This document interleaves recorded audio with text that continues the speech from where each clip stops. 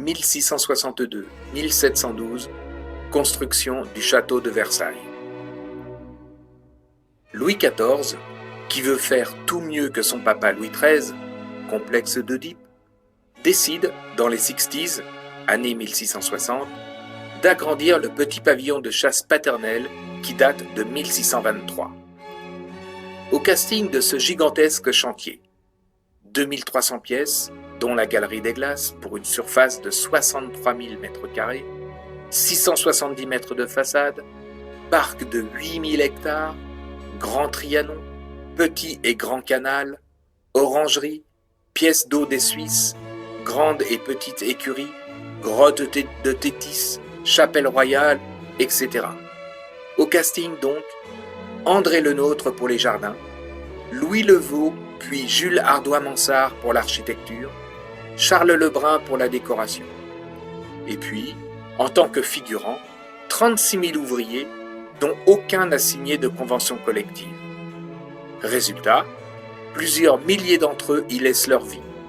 Accidents du travail, paludisme dû au terrain marécageux, petite vérole, etc. Dame, c'est qu'il faut bien loger les 4000 courtisans et les 2700 personnels. Ces derniers dans les dépendances, car on ne mélange pas les torchons avec les serviettes. Louis XV ne sera pas en reste. Petit Trianon, bassin de Neptune, opéra royal, chenil, etc. Et puis arrivera Louis XVI et la Révolution. Si ça s'était passé aujourd'hui. Les caisses de l'État étant vides, Louis XIV aurait lancé un appel d'offres en PPP, partenariat public-privé. Pour remporter le marché, une entreprise de bâtiments et travaux publics aurait tiré les prix vers le bas et les pots de vin, si, vers le haut.